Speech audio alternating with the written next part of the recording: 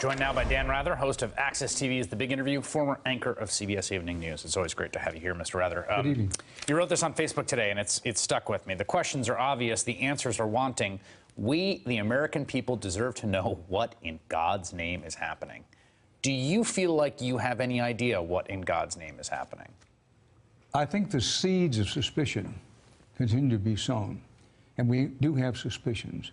What we have are very few hard granite truths.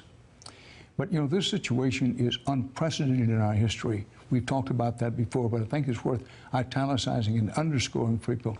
This is jaw-dropping and has never happened in our history before. You know, we've had presidents who have lost all sense of credibility with the people. Andrew Johnson after the Civil War, Richard Nixon deep into the second term of his presidency.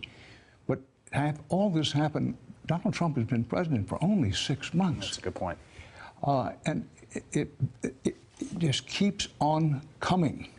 Now, we need more facts, what I call hard granite truths.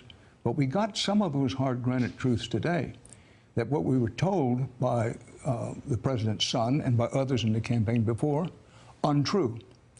Now, the potential for legal problems just grow by the minute here, because whatever he did or didn't do in that meeting, whatever his reaction to it was or wasn't, if he has in fact lied about it, I know some people would say since he's lied about it, but if in fact he lied about it, that's a crime. It can be perjury. But at the very least, whether he is legally accountable or not, there's a real ethical question involved here. There's a question of patriotism involved here, and it is an immense political problem for Donald Trump's presidency right now, because the hot breath of truth is coming down heavy on their necks just now. As to the ethical problem, I really want to get your perspective on what we have seen happen in just the last 24 hours. We've seen, okay, you know, people that have defended the president said, well, there's no interference, and then there was interference but no collusion. And now it's basically, well, they tried to collude, but really who wouldn't? I mean, as someone who has reported on and observed American political life for decades, what do you say to people who say any campaign would have taken this meeting, this is totally normal, this isn't aberrant? I would say that's not true, and it's demonstrably untrue. For example, during the 2000 presidential campaign, before one of the debates between Al Gore and George W. Bush, the George W. Bush briefing book was delivered to the Gore campaign. The Gore campaign immediately called the FBI and turned the book over to the FBI. When you say, well, what should he have done? I find people who say, well, what do you expect the president's son to do? In these circumstances, I expect him to call the FBI and say, this is what happened. Because when a foreign power gets involved with trying to affect the sovereignty of the United States, it doesn't get much more difficult than that. And, you know, a president, the power of the presidency, which we so often talk about, a central power of the presidency is the power to persuade. In the military, they put it this way. You have down in the ranks, they have to have faith in command. The American faith in the command of Donald Trump, overall and in the main, was never high and has been sinking ever since he got into office, primarily because of this business with the Russians.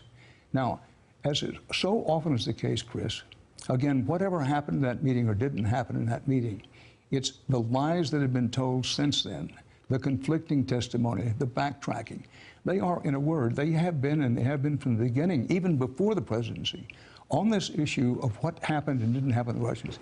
They've been slipping and sliding, peeping and hiding, but now the game is closing in on them. You know, it's important, I think, to sort of focus in on that, because I remember when we were first reporting on just this question about did Michael Flynn talk to Sergei Kislyak? Yeah. This was like, it started as a little story. Yeah. I thought to myself, well, it wouldn't really be that crazy. He's the incoming national security advisor. He talks to the Russian ambassador, says, look, these sanctions are going into effect. But they just started lying about it. Well, and I wonder, I mean, what does it do to your journalist brain and your sort of experience when you watch people tell a series of repeated untruths about the same thing? Well, what it does is raise great suspicions about what is it they're hiding. And what we're talking about tonight, basically, is what are they hiding? They were hiding some things. Some things are coming into light now. There are other things that they're hiding.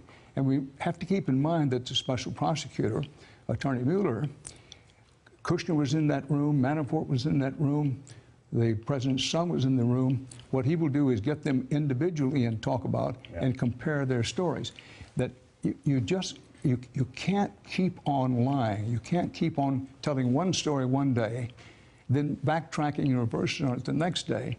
In terms of the optics, in terms of public relations, you can get away with it. In terms of the law, you can't get away from that.